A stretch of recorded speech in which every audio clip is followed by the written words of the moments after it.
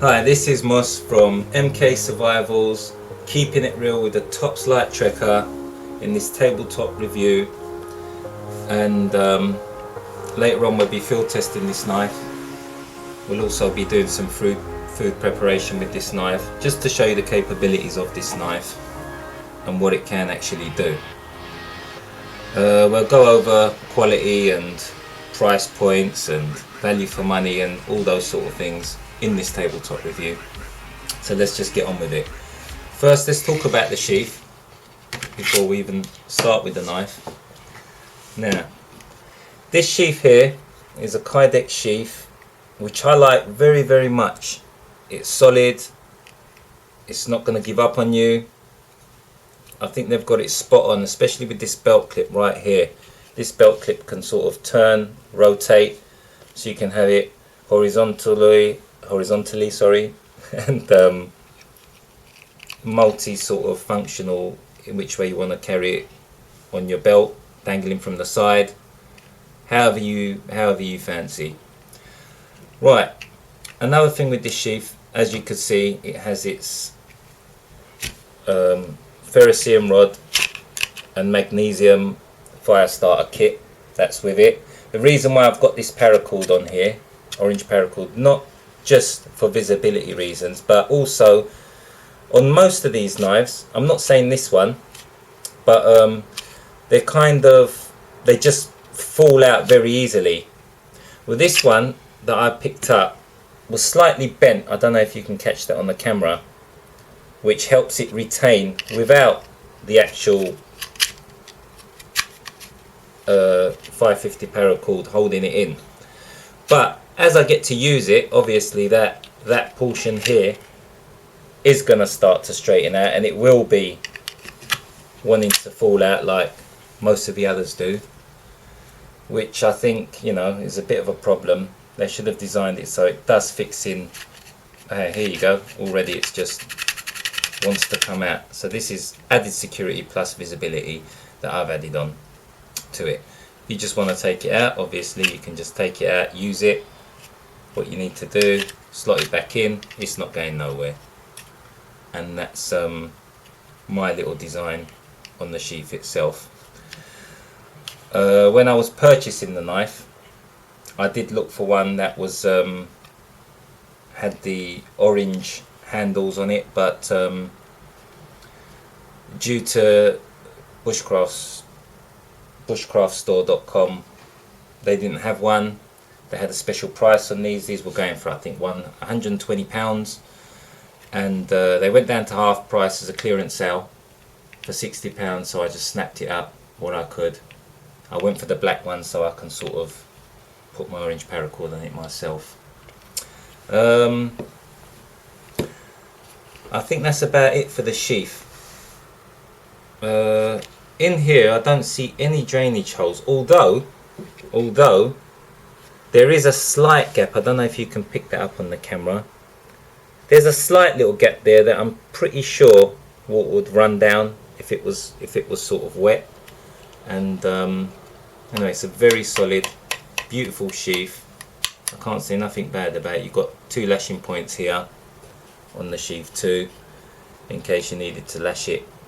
Well, I don't find you need to lash it on you anyway, because this belt clip here is absolutely amazing. It does stay solid, it doesn't flip around on you when you're wearing the sheath or anything like that, from my experience of use. But I usually carry it on my belt in front, sort of with the belt clip like this, so it's sort of riding on me like this, as opposed to dangling on my side most of the time. And I do use this knife a lot because of the weight, it's so light and so forth. But that's enough about the sheath now. Let's get down to the knife. Right, the knife itself. First and obvious thing I want to talk about the knife is the coating they put on here.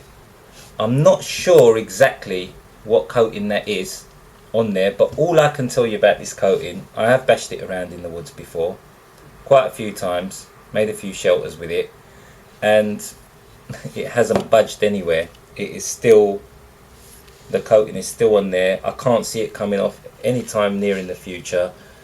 and this has gone through wood, it's chopped, it's done various tasks for me, and it's still on there with all the Tops Lite Trekker writing and logos. It's still intact, so I've got to give them credit for whatever coating they've put on it. I do think that the later models were changed, but I'm not 100% on that.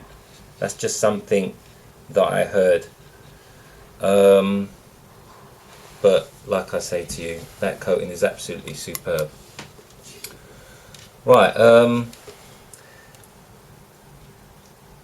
now as you can see up here, we have some grooves here for a thumb grip, which I can tell you right now it works amazingly, absolutely amazingly.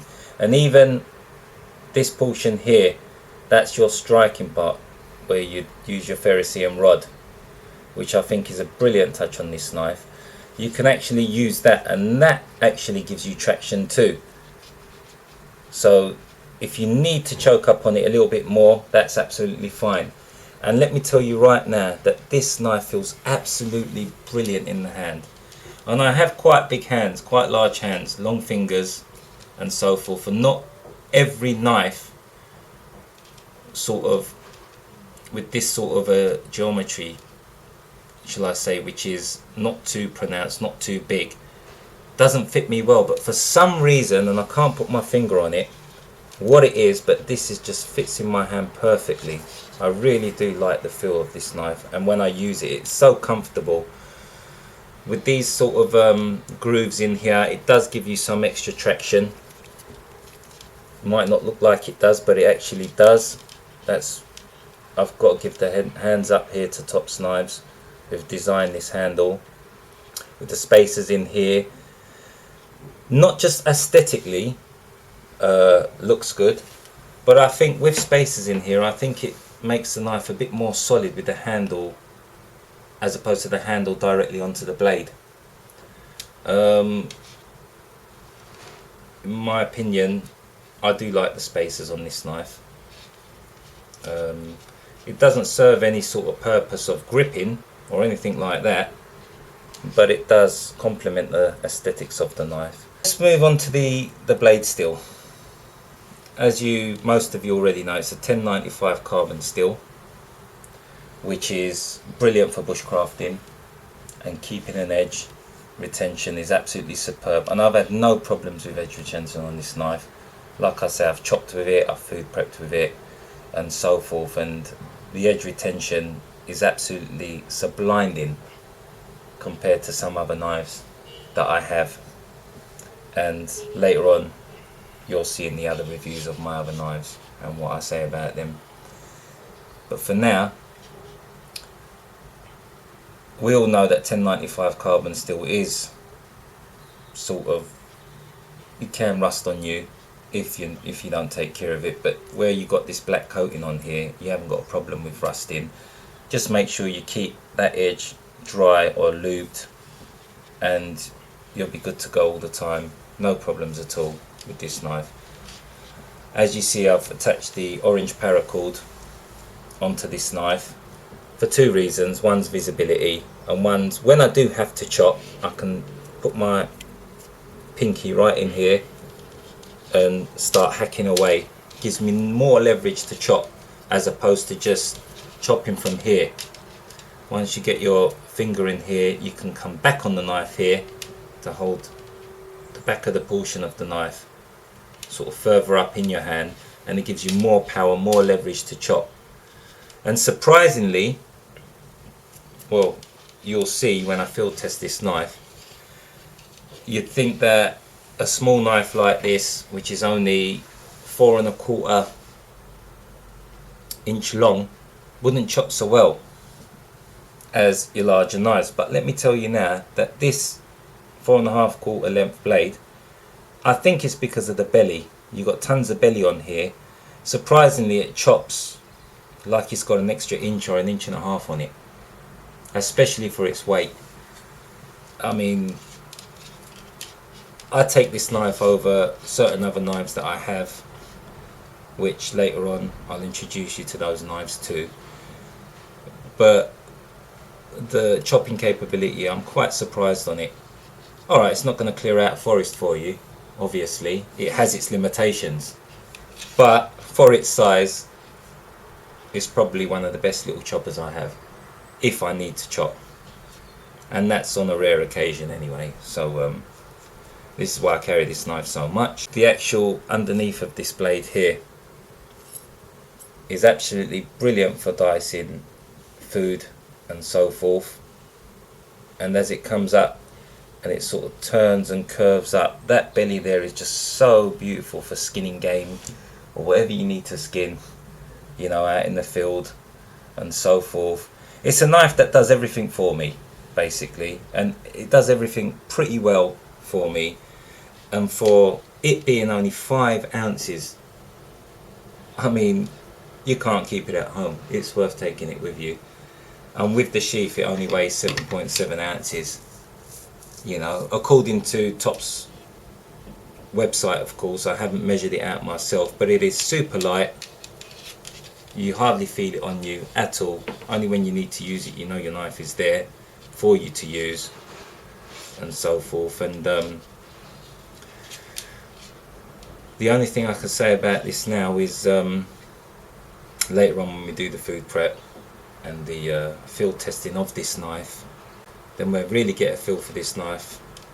You'll get a feel for this knife and why I like it so much. Let's talk about the cool factor. Now, the cool factor of this knife, I think it looks very cool. This knife, not only is it extra cool for me because I picked it up half price, but it absolutely looks beautiful, doesn't it? I mean, even in the hand, sort of, whenever I've taken this knife out or someone's seen it on me, it's like, wow, where'd you get that from? Mind you, I am from the UK. UK, trust me, everyone's going nuts when they see this. So that's right. Another thing we need to talk about this knife, price point.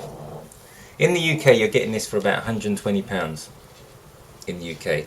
Now, for £120, let's keep it real now. You've gone into different categories of knives now for £120. You've gone into the SE4 rack cutlery, which gives you a thicker blade. Same sort of length on your blade, a bit heavier and so forth than this blade. It's going to do some jobs better than this blade. This blade is going to do some jobs better than the SE4 due to its 1/8 of a thick width it's got on its blade. I prefer a thinner blade. I just think you can be more precise with a thinner blade. I'm not going to get myself into a survival situation where I'm going to be having to pry things open or have to live out in a forest for 30 days, 40 days without whatever being rescued or anything like that. I mean, I go camping for fun, we go shooting expeditions, I do spend a lot of time in the woods and so forth. But if my knife breaks, I can just come home. I'm not stuck. So to me, to have this Lite Trekker over the SE4 is makes more logic to me. Although I do have the SE4, and I'll introduce it into this very quickly just to show you something about this SE4. Again, I'll have this in orange, but I'm not going to start going over a knife review. This is not a knife review of the SE4, that'll be a separate one. But just to show you the blade thicknesses of this blade. So if you was in a life or death situation, and if I had an option in that situation, what knife would I take? I'd probably take the SE4. I'd carry that little bit extra weight, but knowing I have a much thicker steel with me, and I can't just come home if my knife was to break. But in my situation, it's much lighter, and I always go for this knife because of its weight and so forth. Let me tell you, even for £120, it's worth snapping this up. It is worth, because there's going to be times where you're going to want a light blade with you, and it's nice to have some variation. So yes, you can get more thicker blades and so forth for £120, but it's still worth having this one. And where I picked it up for £60, it was a no-brainer for me at all. So yes, it is cool. I picked it up at a very good price. You do have some competitive options, obviously. I've just shown you one of them. About the same price point is the SE3, may I say, which I'll do another review on. But again, in the UK this is about £110, it's £120. But look at the blades difference of how much longer blade you're getting. Same sort of thickness, although I think the SE3 is slightly thinner, as you can see. But you've got more blade here, and obviously this is still a light knife, but I think this is just slightly lighter. It feels lighter in the hand. Feels very well balanced knife. But again, we'll do another review on the SE3. I'll put that to the side for now. Another thing I didn't mention, I just remembered now, it is a full tang knife. Now I think they've kept the weight down on this because it must be skeletoned inside to be such a light knife. And it's a very well balanced knife. You can see that the tang comes all the way around where you can thread this paracord through. So it does come round, and where you've got the hole here for the paracord, I'm pretty sure it must be skeletoned inside here as well. But it feels very good in hand. Balance is absolutely superb. You've got jimping up here, which that's not going to let your hand slip up or down, so it'd be good for thrust attacks if you need to. I mean, I don't carry this every day in the UK, you can't, it's illegal. It's purely for woods or when I'm out shooting for skinning rabbits and so forth. But for you guys out in the States who do carry this every day, yes, as a defensive purpose it can suit you well. It's got long enough, just about the minimum I'd go to for a defensive purpose if it were me. Definitely over the Rat SE3, shall I say, which is a shorter knife. But this, you get a longer knife, and it's so easy and quick to maneuver about, and so very well balanced. I mean, if I put my finger in this portion here, although this is skeleton, I don't know how they've got it to balance at this point here when you've got all the blades here and so forth. Maybe it's just thicker all the way down here where it thins out here. So they've obviously put a lot of thought into this knife. It is a flat grind knife, which makes it absolutely superb for food preparation. I do prefer my flat grind survival knives. So yeah, I think that just about covers it for the Tops Lite Trekker. Stay with us, we're going to do some field testing, obviously food prep as I've mentioned before. Quality is absolutely superb of this knife, and in its philosophy of use, I guess it ticks all my boxes. So that's it for the tabletop review. I hope you enjoyed that part of the review, and enjoy the field testing.